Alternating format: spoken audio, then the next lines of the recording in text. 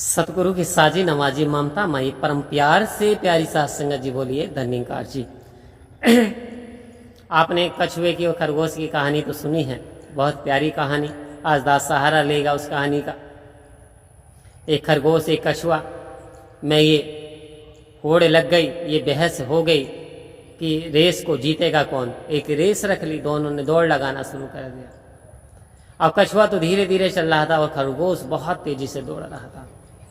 और खरगोश दौड़ते दौड़ते आधी मंजिल को पार करेगा, लेकिन कछुआ तो धीरे धीरे चल रहा था, चलता चला जा रहा था। अचानक एक विचार खरगोश के दिमाग में आया कि एक वृक्ष के नीचे क्यों थोड़ा सा आराम कर लिया जाए। और जैसे ही खरगोश ने आराम करना शुरू किया, उसे कुछ शांति राहत मिली गर्मी से और उसे नींद आ गई। सोता रह गया। कछुआ चलता रहा, धीरे धीरे चलता रहा और उस खरगोश को पार कर गया। अपने गंतव्य से कुछ ही दूरी पर रह गया। अचानक खरगोश की आंख खुली। अब देखा खरगोश ने, अरे बहुत लेट हो गई। उसने उठ के दौड़ लगाई, बहुत तेजी से दौड़ने लगा। देखता क्या, सामने कछुआ जा रहा था, बहुत दूर था कछुआ। उसने बहुत कोशिश करी, इससे पहले खरगोश पहुंच पाता। कछुए ने अपना गोल हासिल कर लिया।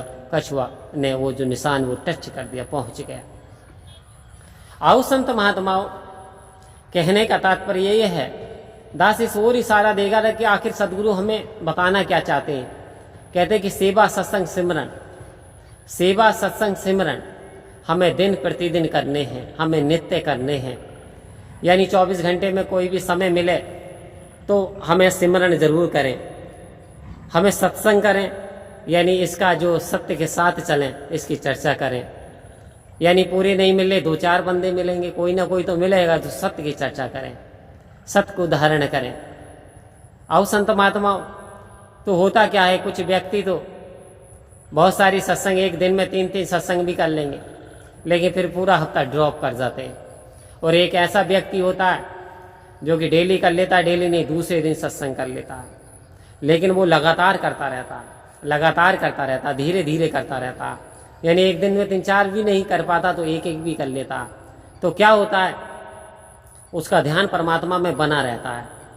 जैसे बच्चा पढ़ता रहता है, स्कूल में पढ़ता है, फिर घर अभ्यास करता है, तो उसका जो याद करने की क्षमता बड़ी रहती है। आओ संत महात्माओं, जैसे जैसे हम परमात्मा को याद करते हैं, सेवा सत्संग स्मरण करते हैं, तो हमारा इसका नाता परमात्मा के साथ जुड़ा रहता है। और फिर वहाँ पे संदेह भाग जाते हैं, वहाँ पे बुराइयाँ हट जाती हैं, ईर्ष्या नफरत मिट जाती है, परम शांति आ जाती है। तो कहने का तात्पर्य, सेवा सत्संग स्मरण हम अपने जीवन का एक आधार बना लें। क्योंकि जैसे कि मोबाइल में 10 यदि नंबर हैं और एक नंबर यदि गलत लगा दिया जाए तो फिर हमारी बात नहीं हो पाती, कहीं के कहीं फ़ोन पहुंच जाता और कहते हैं कि भाई साहब आपका नंबर रॉन्ग है। ठीक इसी प्रकार से सतगुरु ने हमें 3 शस्त्र प्रदान कर दिए और बड़ी से बड़ी आफत, बड़ी से बड़ी बला, बड़ी से बड़ी परेशानी को टाल देते हैं।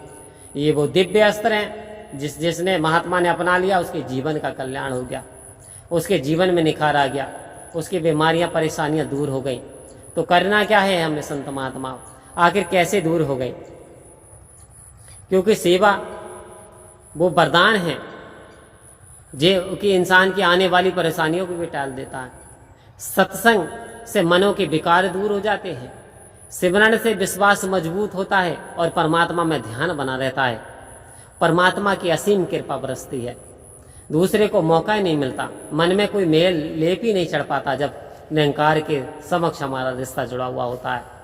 तो संत महात्माओं, यदि हमारे जीवन में एक भी चीज़ की कमी हो जाती है तो बहुत सारी समस्याएं आना शुरू हो जाती हैं।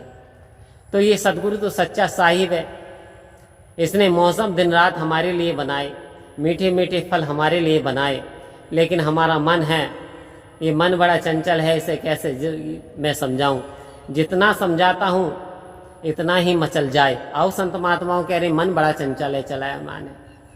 तो मन स्थायी रह सकता है सतगुरु की कृपा से। संत महात्माओं का ध्यान करें, निरंकार का सिमरण करें, संतों के संग प्यार करें, सहनशीलता, नम्रता, विनम्रता, दया की भावना, परोपकार की भावना कि परहित सरस धर्म नहीं भाई, पर पीड़ा सम नहीं अधमाई। आओ संत महात्माओं कह रहे दूसरे का हित करने जैसा इससे बड़ा कोई धर्म नहीं है, दूसरे को कष्ट पहुँचाना इससे बड़ा कोई अधर्म नहीं है।